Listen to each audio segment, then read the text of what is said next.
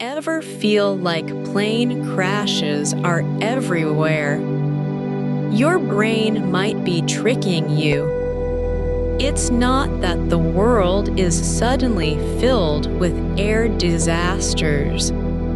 It's that your brain is using a mental shortcut that can lead to some seriously skewed judgments about what's likely to happen. This shortcut is called the availability heuristic. Simply put, this heuristic means that we tend to judge the likelihood or frequency of an event based on how easily examples of that event come to mind. If something is vivid, recent, or emotionally charged, your brain treats it as if it is more common or more probable than it actually is. It prioritizes what's available in your immediate memory bank. Think of your memory like a spotlight. When a dramatic event happens, like a major earthquake or a high-profile crime, the media covers it relentlessly. That intense focus floods your consciousness with details. Because those details are so readily available when you think about earthquakes, your brain concludes that earthquakes must be happening much more often than the long-term geological record suggests. You mistake memorability for frequency. This isn't a flaw in your intelligence. It's a highly efficient, but often inaccurate, survival mechanism. Our ancestors needed to know instantly if a predator was nearby, and remembering the last sighting of a saber-toothed tiger was far more useful than recalling the average migratory pattern of a herd of bison over the last decade. The brain optimized for immediate danger signals, and we're still running that ancient software in a modern, data-rich world. Let's look at another classic example: news coverage of rare medical conditions. If you see a friend on social media discussing a bizarre, low-incidence ailment, you might immediately start researching it. You become convinced that this condition is becoming epidemic, simply because the information was so easily accessible and emotionally potent when you encountered it. You are overestimating the risk because the story is available, not because the statistics are changing. Consider the dramatic nature of plane crashes again. We hear about them because they are inherently dramatic, tragic, and rare. We read detailed reports, we see dramatic footage, and our minds latch onto that high emotional bandwidth. This vivid recall makes us feel that the risk of flying is disproportionately higher than, say, the risk of driving every day.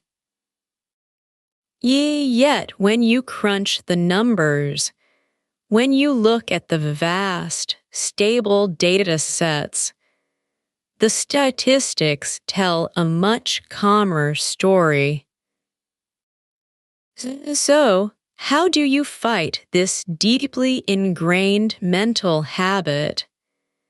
The antidote to relying on what's available is to force yourself to rely on what is statistically true.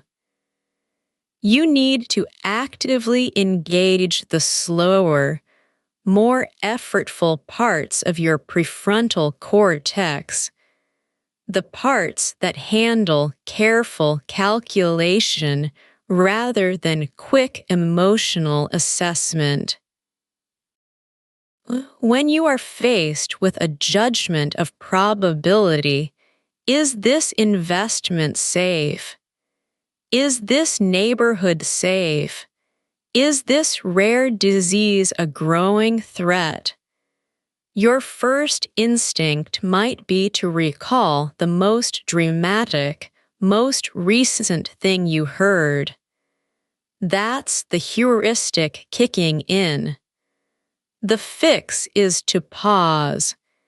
You must intentionally build a barrier between the emotional impact of the story and the cold reality of the data. One technique is to intentionally seek out counter-evidence.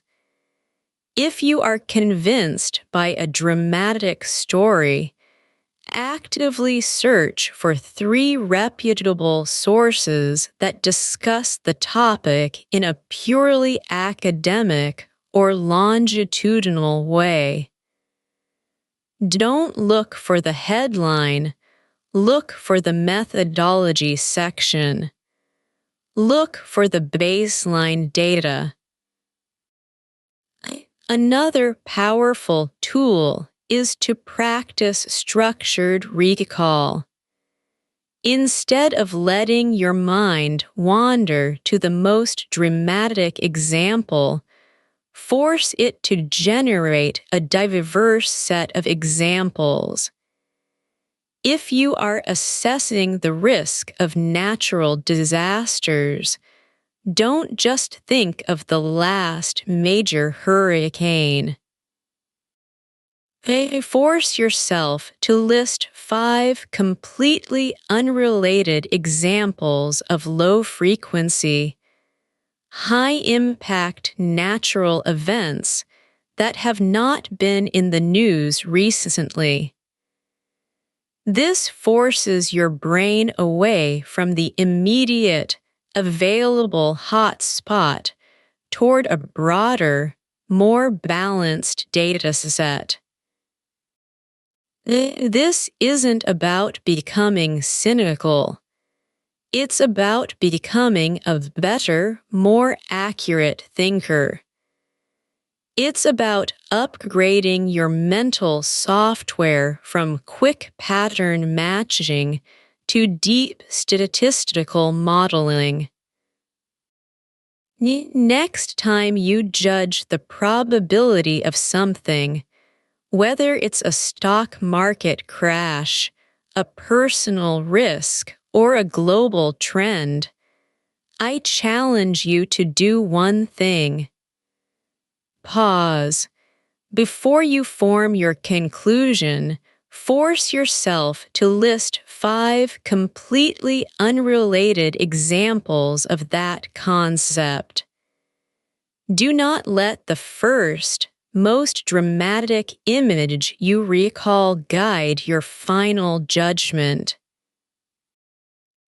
By forcing that cognitive muscle to work harder, you start retraining your brain to see the whole landscape, not just the brightest, most recent flare.